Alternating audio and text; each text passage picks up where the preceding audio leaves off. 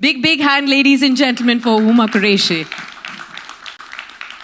So, breaking the stereotypes, that's quite a title that we've given to Huma, and that's something which is in her nature, right from the time that she came in. And of course, she's proved that with each and every role that she's played in cinema. I want to understand from you, what instinct of yours really helped you understand or choose such kind of roles which actually get you out of the mold and probably make that your signature style in cinema and in OTT? I don't know. First of all, hi. Hi, everyone. Thank you for having me in here today. Thank you. It's always a pleasure to come to Dubai. I guess my stubbornness, yes, Sakshi. I think since a young age, I had a problem hearing the word no. And I felt like every single time someone said, oh, you can't do this, or you mustn't do this, or you shouldn't do this, I always question saying, but why not? And I think that is the key factor. That has been the defining factor for me as a person, as an individual, as an artist, saying, why can't I do that?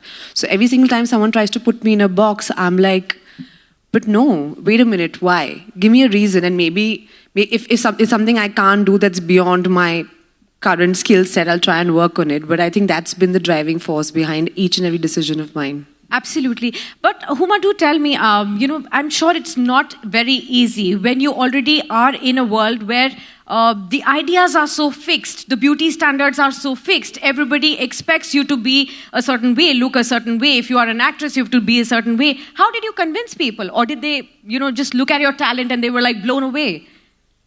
I mean, I guess so. No, it's been tough. It's not been an easy journey. I think the idea is to be true to yourself. I realized very early on, if I try to fit into someone else's idea of beauty or attractiveness, I would fail miserably. For example, the analogy I like to give is I'm a fish. So if you tell me to climb a tree, I'll be terrible at it. But hey, I can swim, so watch me. Gloriously swim. And I think that's the analogy I like to put. There are things that I can do that perhaps as an artist, only uniquely I can do. So as opposed to being like, oh, I don't look like that one, or I don't talk like that one, or whatever anybody else's idea of perfection, beauty, success may be, I have to be true to what really appeals to me and speaks to me. And I've just tried to always lean into that. The journey has not been linear. I've made my share of mistakes. I have been lost. I have been confused. I have looked at other people and be like, oh my God, look at them. They're getting so many opportunities that I'm not getting. So maybe if I tweak myself and I shrink myself and I become somebody else, perhaps I'll get those opportunities. But, I think I was terribly lost. And I think since the time I've started listening to my oown stubborn voice, saying, nahi, mujhe ye aise hi karna hai, it's been... I think it's been all right. Absolutely. But, we've also seen lack of opportunities, even if there were, interested actors to portray themselves a different fashion, but there never would be such script writing, probably traditionally. So how do you think that has evolved as well with, actors like yours showcasing that even this is possible? There's always been a gatekeeping of sort. And that gatekeeping does not come from one particular person or agency or producer or whatever. I think it's a very collective kind of a gatekeeping of what kind of story should be told, who deserves to get represented, who deserves, that spotlight. And even today, like my journey as a woman, as an outsider in the business, it's not been easy. There are many rooms till date I don't have access to. There's so many parts I could do, but those guys don't call me. So what do? Do I sit at home and cry and be like, hey, mujhe mauka nahi mil raha hai, so I'm going to lament? No, I'm going to go out there and I'm going to take control of my own narrative and tell the stories I want to tell and choose to work with the filmmakers I want to work with. Like, I'll tell you guys a very interesting story. After the success of Maharani and a film that I did called Tarla, which has got me such immense love, one casting director quite recently called me and said, you're such a beautiful woman. Why are you aging yourself by playing these characters? So many other makers want to work with you, but why don't you try and do younger parts? And I'm just like, why does this burden of playing younger parts always fall on girls? Like, why am I always expected to try and look younger than who I am and try for those teeny bopper parts wearing a little mini skirt, and which, by the way, no problem with that. I have done my fair share of singing, dancing around the trees. But if a great script comes my way, तो मतलब I should say no to it because I'm afraid of portraying someone a few years older than me. And I said, the problem is that either I can do multiple cosmetic surgeries and sit at home and wait for certain filmmakers to call me, or I can go and work with those makers who are making all these interesting scripts and they want to work with me. And that's been a huge shift when you start taking control of your own life choices and narrative. Absolutely. And how do you see the role of OTT? Of course, people talk about it as to how it's been a game changer, it's been an industry revolution point. But even for actors like yours, do you think OTT has been a game changer of sorts? 100%. I mean, I was one of the first actors from India to do OTT with Netflix's first female-led show called Leila. Maharani's done spectacularly well. It's probably one of the most watched shows. And I think all the wonderful work that I get offered henceforth has been the result of these successes. So absolutely, I think there's... But I still feel like now we're on like 2.0 era of this OTT revolution where I feel like we need to again rethink what kind of stories we're putting out there and what kind of stories do we want to tell and who do we want to sort of,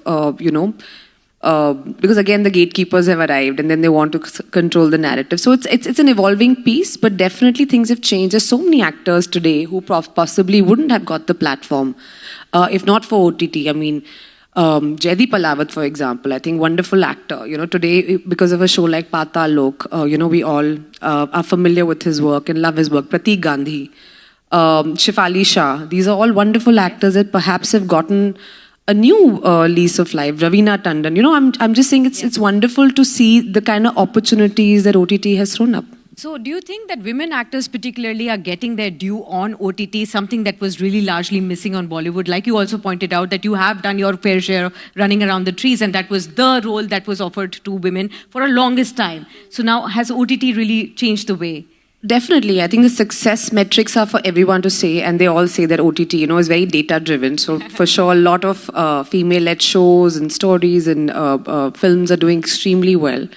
But I'll give you something to chew on, okay? I just said I've done Maharani. It's possibly the most watched show and the most loved show.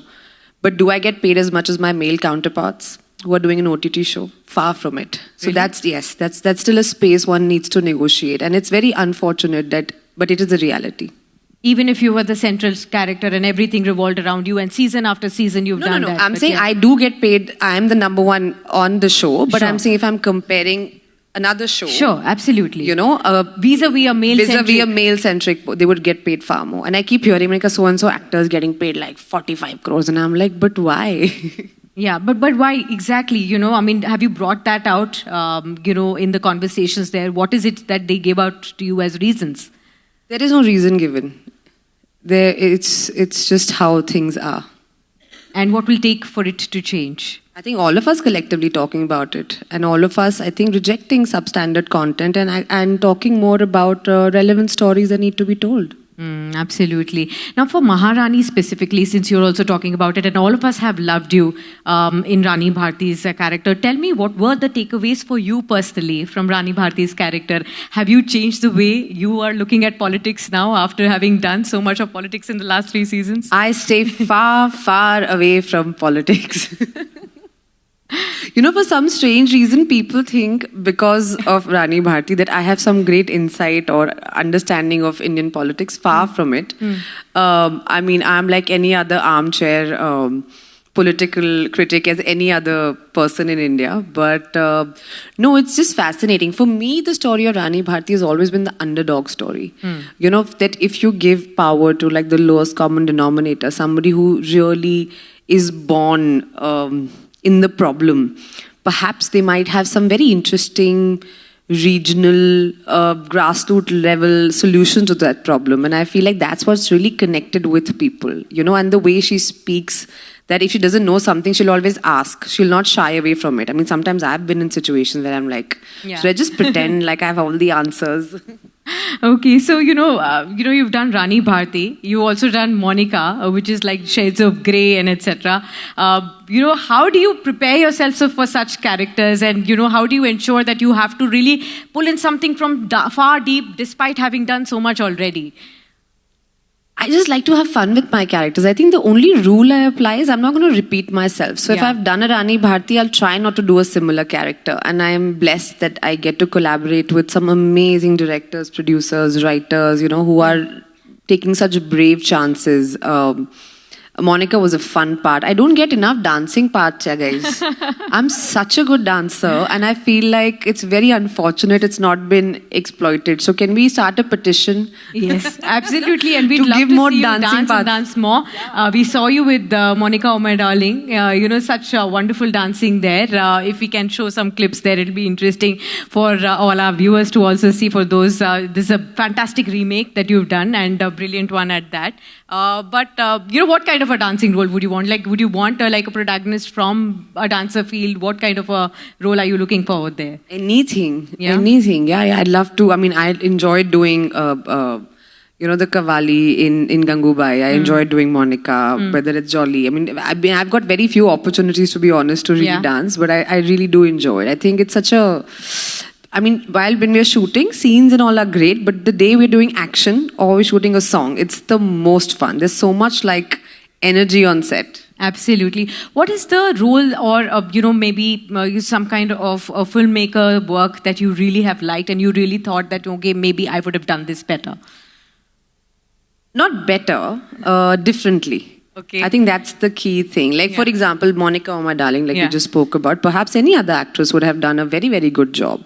But I think, and I told Vasan, the director as well, I said, you could have cast anybody for it. I mean, what is the role on paper? This office secretary that everyone has the hots for, and she's sort of playing everyone. I'm sure a lot of people would perhaps have done justice to it.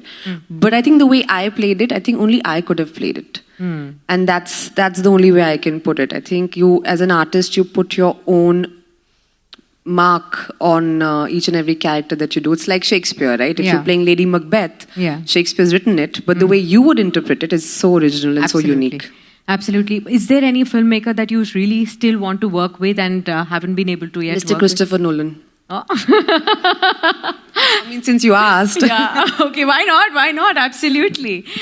So Hollywood, what are the things exciting that are happening there? You already stepped your foot there. So what are we going to be really seeing you there? We have seen how Priyanka Chopra is probably, completely transferred there. Are you going to go that way at all? I doubt. I think my roots are very firmly in India. But no, for sure, I would like to always do a couple of projects. Also, right now, the market is so dynamic and so interesting. I think India really is, the focus is sort of there in terms of our stories, our creators. For me, what is exciting is what kind of stories do I want to be a part of? And I don't have the answer to that. Do I want to be part of very hyper-local, India-specific stories that we can tell to a much larger audience, or do we want to bring some of those elements and try and work with, our technicians and our directors, and then try and see how that intersects? I would love to do. I mean, in fact, in my production company, we're also working on a sci-fi, a very hyper-local India sci-fi story, which I think is something that's not been done before. That's wonderful. I was actually going to be coming to it that you've donned another hat beyond being an actor. Now you're a producer. So what kind of films are you producing? You did talk about sci-fi. What is the idea? How are you really going to be really looking forward to the kind of stories that probably have not come to you, but you now want to recreate? Well, I think, the genesis of the idea of to turn producers for both Saqib, my brother and I, was just sometimes as actors, there's so many great ideas come to you, but you feel like, oh my God, I'm not getting the right people to bring it to light. And very often, you're always at the receiving end of waiting for other people to like put those stories together, and we like, but it's very scary to be first generation producers. Very, very scary because you're learning everything on the job. But I feel like we're not the first ones to do it, and we probably won't be the last ones.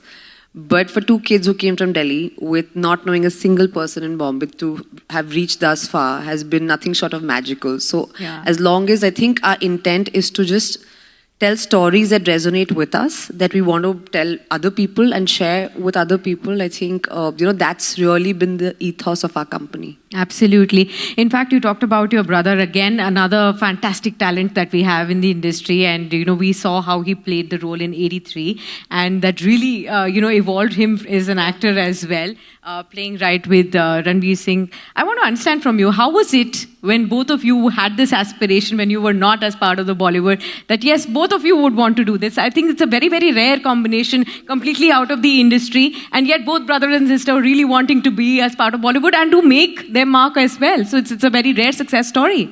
Well, I always tell him, "Tu copy karta hai meri."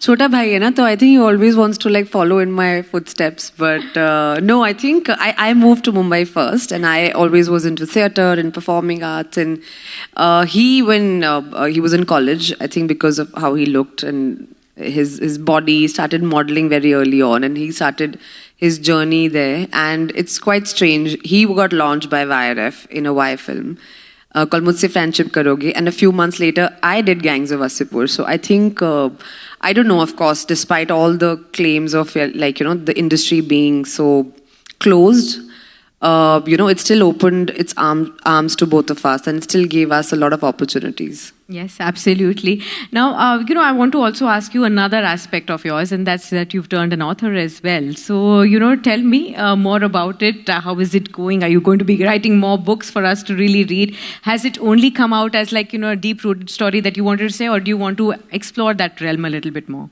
I would love to write more. Yeah? At the moment, there is no bandwidth that is there for me to write, because Zeba, my book, was actually my COVID baby. All my friends were getting married during COVID. I chose to write a book, and I think it was a much wiser decision in hindsight. At least that's what my friends say. No, but it's been really well received. In fact, I was here in Abu Dhabi. They invited me for the Literature Festival. I'm traveling a lot with the book. It's, I think, giving me a lot of love. And to be honest, I think more than any of my acting achievements or whatever money I may have made, I think it brings a lot of joy to my mother. I think she always wanted to see me write, and I think she's very, very proud of it, and she very proudly flaunts it to all her friends. I do want to convert that into a book. I do want to convert that into a film, but we'll find out. Let's see what happens. Okay. You have another question for me? No. There's some questions that are coming in from audiences. I'll take that later. First, I have to finish my questions also. I got distracted. I was like, surprise test. No surprise test. I want to understand from you now. A lot of celebrities these days, especially women, what we've understood after COVID, again, a change after COVID that we've seen is that many of them are exploring, ways beyond industry as well, wanting to invest in several of businesses, wanting to explore, set up businesses, maybe as a restaurateur, maybe launching their own beauty brands, clothing lines, much more. Why do you think suddenly that has actually happened as a trend that's taking shape? Are you also going to be really looking at that aspect? What's changed? I don't know why I don't think it's a trend. Okay. I think it's always happened. We've had immense crazy stories of female entrepreneurs in this country, but I feel the focus has never been on that. It's also about how you tell that story. For me, it's always been a natural progression to what I do. My family comes from of course, the restaurant business, so I think that was something, hospitality is something I've always been extremely excited about. Yeah. And now I think in a few years, my dad's restaurant, Salim's, is going to complete 50 years. Wow. And we keep discussing in the family that, to have a legacy restaurant which has been serving kebabs and biryani to the people of India for so many years, there's so many stories that I want to tell through the journey of that, right? And to sort of really document that. So that is something is a secret project my brother and I have been working on. But yes, that is something we want to take forward. I have invested as an early investor in some businesses. I think that's something I'm also learning as I go along, whether it's been a brand called Moderate, or it's been a dating app, or I'm actually working on a sari brand, which I think is something I've been very excited about, yes. And I think by end of the year, we're planning to launch. That's wonderful. In India or globally? Depends. Do you think I should bring it here? I'm sure most people will be interested, but yes, we're looking forward to that sari brand. But the sari, I mean, is such a beautiful garment, Yes, right? And I yes. feel like it's such a global garment almost. And I really think a woman looks most beautiful in a sari. Absolutely, there are no doubts about it, and it can fit anybody again. So, and make it look as beautiful as it can. So, of course, with your whole purpose and drive that you've been doing with Double XL and similar such movies, and the thought process that you've been shared. So interesting to see, how your businesses will pan out for sure. I will catch you on Business Today and talk about all those brands as well. Also, wanted to touch upon, when it comes to selecting the kind of startups that you're investing in. What is that one thought goes behind? Who guides you there? And how do you choose? A bunch of people. I do like to talk to different people and take Yeah. advice. I feel like it's something that, of course, you do your own study and reading, but I also like to speak to a couple of my friends who have been doing it. But ultimately, I think is just, I guess, what really appeals to you. Like, I mean, for example, there are a lot of tech things that I'd like to invest in, but I don't necessarily have the understanding for it Okay. yet.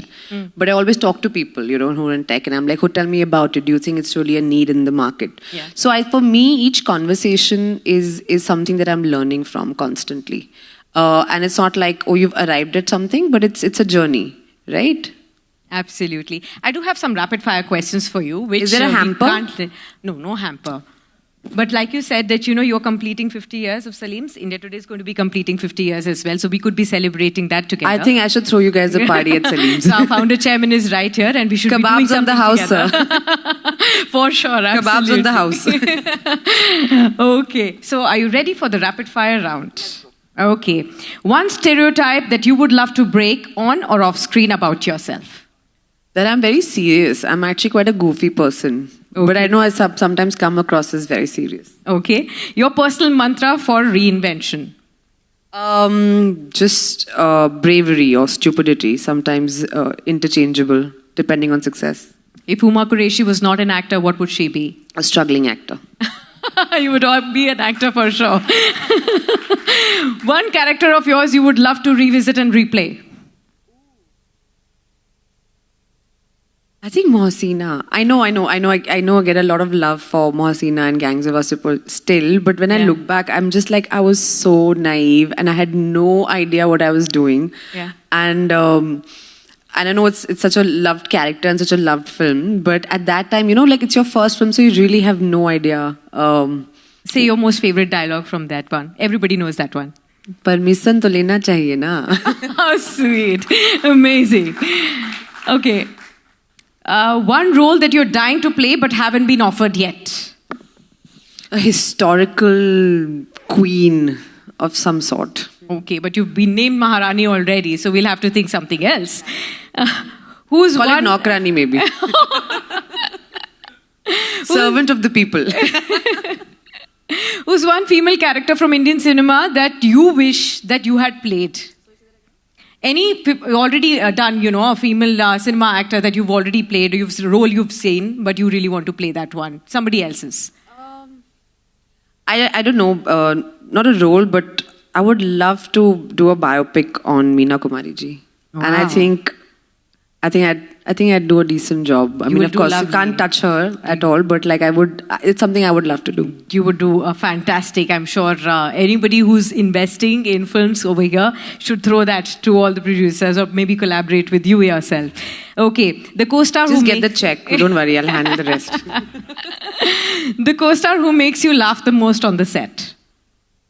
I think they all have a different sense of humor. I think Akshay sir is really funny. I Yeah. think he has and not just me. I think it's a real breeze working with him. He's always the goofy one on set. Okay, a film that you wish you had been a part of. So many films, yeah. I don't know. There's no one particular film, but lots of films I think I wanted to be a part of. Pick one, no? And the others will feel bad. It's okay. Titanic. Oh, okay. But you have to keep you the same- clearly are hinting out to the Hollywood right now that Uma Qureshi is right there. Please offer her roles there. Okay. Your all-time favorite performance of your own.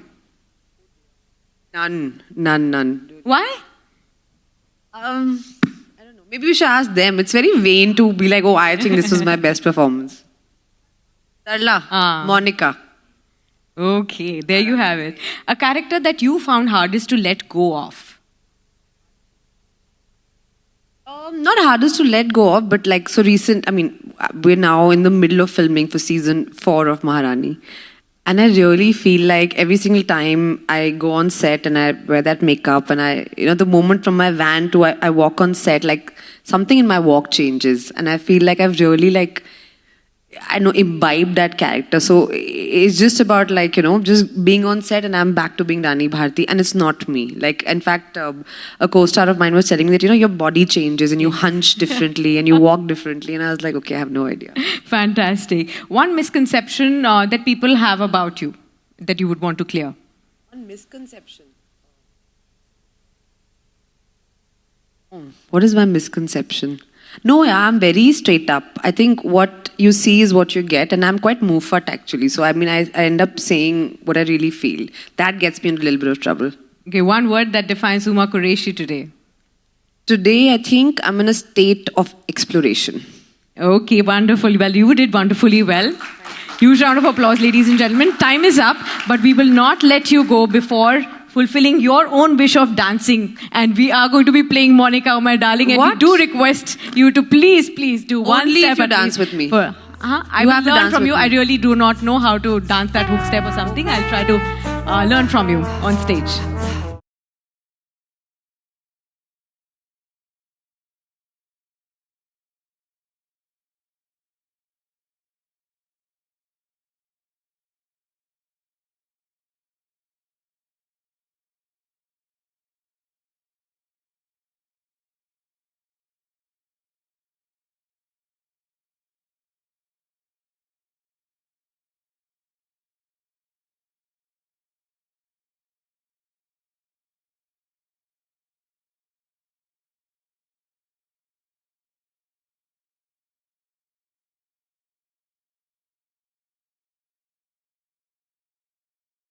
Could you please walk up to the stage to present a token of appreciation to our lovely Huma Qureshi? Huge round of applause, ladies and gentlemen. She's been such a sport and fantastic conversation as always.